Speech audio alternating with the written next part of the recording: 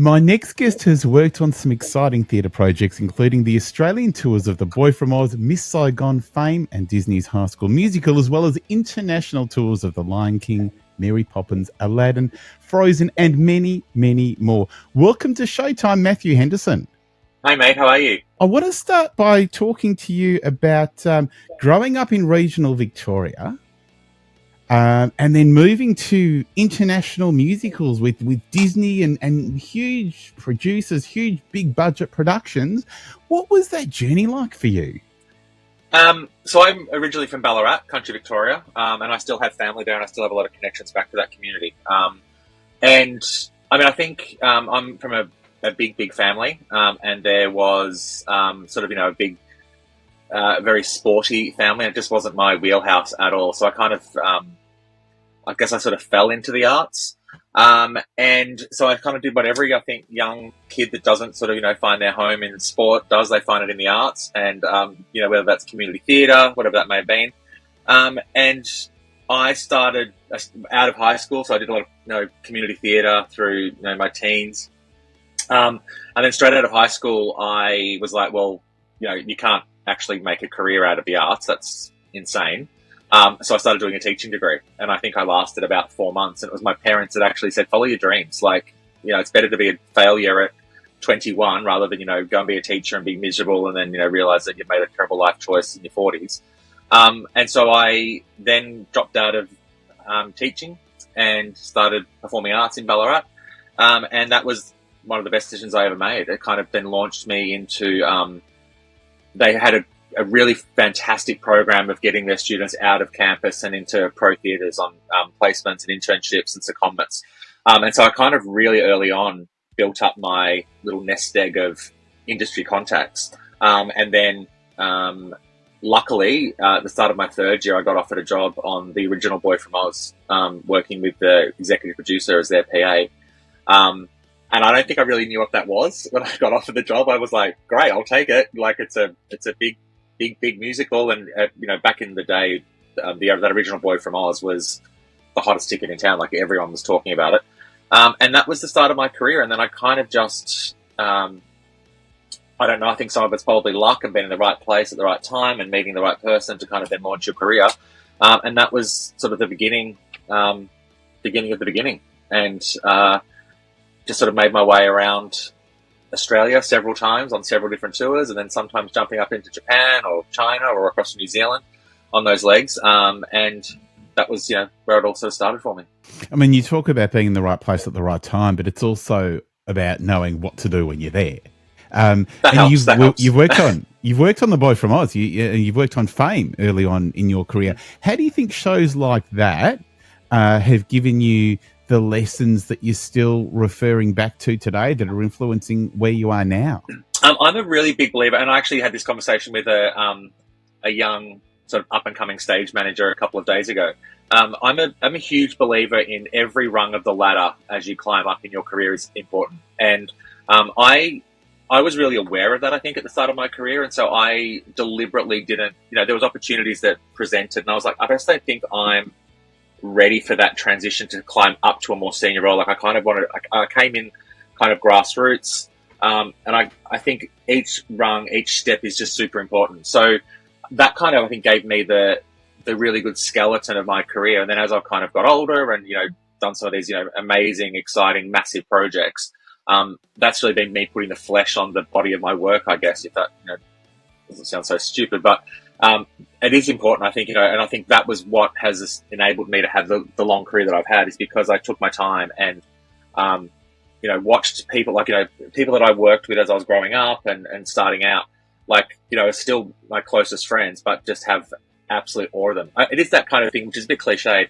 I think, you're constantly learning, and you find those people in your orbit that you just go, I love what you do, and I'm going to steal that little bit. There's other things that you do that I don't agree with, and I'm going to do that when I get to that part of my career.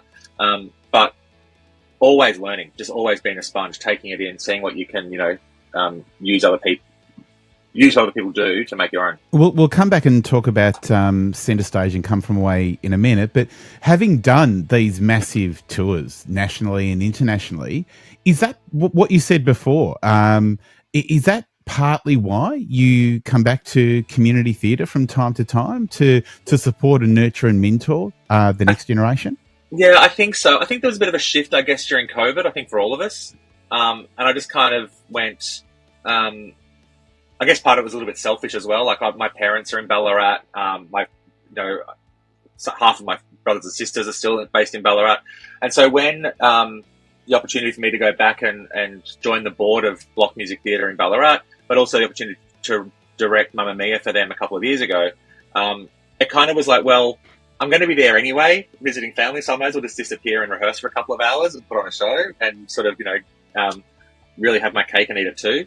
But it is a sense of, I guess, sort of coming home, but also giving something back to the community. I mean, that community theatre world was fundamentally my development. Like, there's no question about it. And I, quite often will champion people, be like, go and see as much theatre as you can, go and experience it. It doesn't matter if it's, something that's $10 a ticket or $110 a ticket. Like, theatre is good theatre. Just go and see as much as you can, absorb it, take it all in. And that was kind of, I guess, where, why I kind of, keep kind of, I don't know, getting slingshot back into the community world. And is it hard for you, having worked on some seriously big budget Disney theatrical productions, to then come back to grassroots community theatre? Is that a difficult adjustment? Not for me. I don't know if it's for my expectations of people around me, but I think I've always been a massive believer in you have to respect the audience. That's, without them, none of us are here. And so for me, I think an audience is an audience, regardless of what they're coming to see, and they're expecting to be entertained. They're expecting to be taken away. You have no idea what's going on in those people's lives when they come into the theatre. And a dollar spent in a professional multi-million-dollar musical is just as valuable to a dollar spent on a small regional town's production of Hello Dolly. Like, it's all the same. And so I think there's that, but I also think there's something I've kind of spoken about this before with other people about coming back to community theatre. For me is a bit of a soul food moment. It's people being in that room that want to be there. Like, I love the fact that, I go to come from away rehearsals and I've got a lawyer that comes in, has just finished, in the courtroom, and now she's going to come and belt out, Me in the Sky. And there's something just quite remarkable about that. It's brilliantly bizarre and fabulous. I just love embracing that. Yeah, I mean, there's something amazing about those community theatre stories of doctors, lawyers, teachers, nurses, ATO workers who will do their work 9 to 5. And the people that they're interacting with in that world are oblivious to the fact that night they're going to be on stage belting out tunes to a really excited audience. It's a weird thing that we see all too often in community theatre. It's a great thing. Yeah, I mean, there was a fabulous story of one of the dads in Mamma Mia that I did is a quite well-known vet in Ballarat. And he kept on coming in saying, because that was, a ginormous success, and he would come in saying that he was sort of recognised whilst he was giving, vaccines to a dog the next day, saying this woman staring at him, and I was like, do I know you from somewhere? And he's like, it's Mamma Mia. You saw me last night on the show. I just love that. I love it so much. Come From Away is the project that you're working on at the moment that's opening soon at the Geelong Arts Centre. It's been so successful internationally. I mean, it broke all the box office records at the Comedy Theatre here in Melbourne when it was on a few years ago, and came around a second time and did just as well, if not better, the second time around. What is it that inspired you to do a local community theatre version of Come From Away?